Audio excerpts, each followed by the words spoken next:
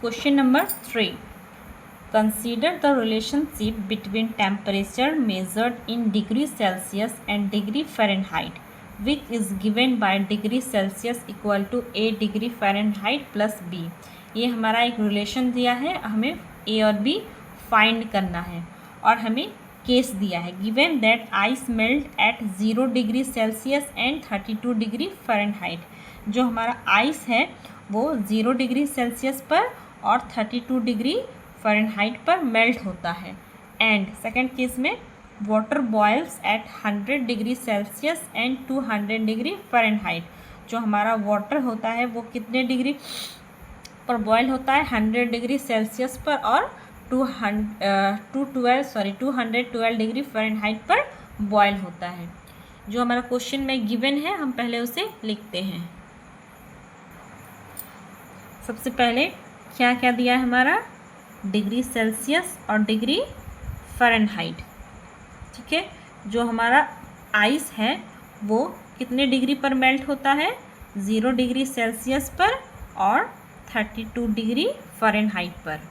0 degree Celsius पर और 32 degree Fahrenheit पर।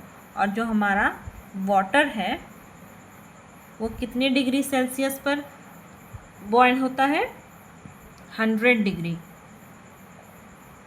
डिग्री और 212 डिग्री फ़ारेनहाइट पर। अकॉर्डिंग टू क्वेश्चन सबसे पहले हम रिलेशन लिखेंगे। क्या है relation? 0 degree Celsius equal to A degree Fahrenheit plus B। First case के लिए, आइस के लिए क्या है हमारा? Celsius 0 degree equal to A और हमारा आइस के लिए कितना फ़ारेनहाइट डिग्री है? 32 degree Fahrenheit plus B। 0 as it 0, 32 degree into A, 32A plus B। इससे हम इक्वेशन 1 मान लिए। अब सेकेंड केस वाटर के लिए क्या है हमारा रिलेशन? पहले लिख लेते हैं। 0 degree Celsius equal to A degree Fahrenheit plus B।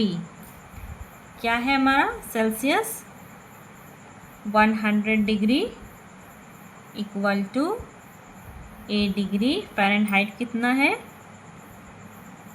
212 plus B।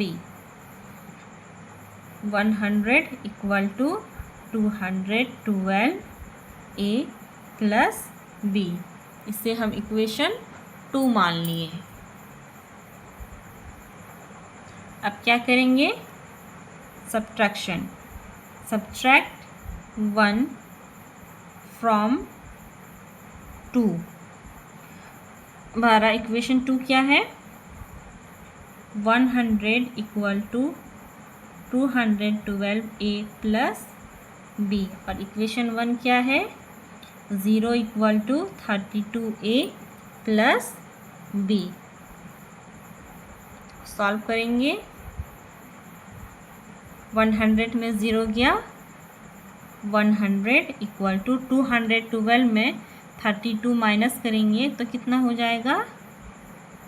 180A और B भी हमारा कैंसिल हो गया। 180 को इधर ले आए, 100/180 इक्वल टू A। 0 0 कैंसिल हो गया। A का वैल्यू क्या आ गया हमारा? 5/9।